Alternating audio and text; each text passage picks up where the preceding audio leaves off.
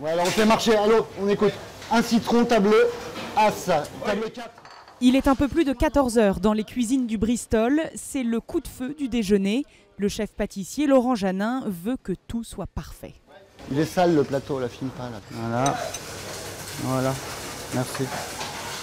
Je suis très sympa tant que tout va bien. Ça c'est vrai, je suis vraiment très sympa tant que tout va bien. Par contre, s'il y a un petit grain de sable qui se met dans la machine, là ça devient plus compliqué. Mais tout ça pour une qualité optimale, pour le service du client. La qualité ou le haut de gamme ne supporte pas l'à peu près. 3 minutes maximum après avoir été dressé, l'assiette doit arriver sur la table. Tout ça doit être à bonne température au moment où le client va le déguster. Le citron, ça attend 3 minutes de trop, tac, il se casse le citron. Le citron givré, une création 100% Janin, une mousse légère au citron, garnie de citron confit, plongée dans de l'azote liquide à moins 200 degrés et à l'arrivée, un résultat bluffant. J'aime travailler les fruits, surtout les fruits, quand la saison arrive de chaque fruit, c'est vraiment une fête. Son dessert le plus médiatique, c'est celui-là, le précieux Nyangbo, entièrement au chocolat, au centre de la sphère, comme un bijou, une mousse, une tuile et un sorbet au chocolat. 80% des clients qui poussent la porte du restaurant veulent le dessert Nyangbo, la boule en chocolat.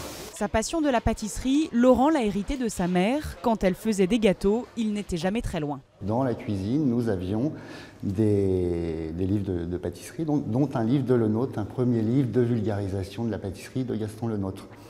Donc moi je le lisais aussi quand elle faisait de la pâtisserie.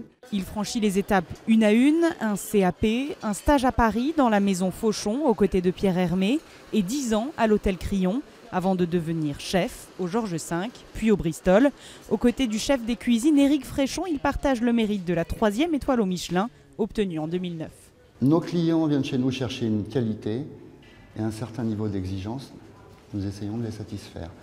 Donc s'ils partent du Bristol avec le souvenir d'une pâtisserie, d'une fraîcheur incomparable qu'ils ne retrouveront pas ailleurs, ou un esthétisme et une gourmandise qu'ils ne retrouvent pas ailleurs, je pense que nous avons gagné notre pari. Avec son équipe de 16 personnes, il prépare chaque jour entre 400 et 600 desserts pour le restaurant, la brasserie et le bar de l'hôtel.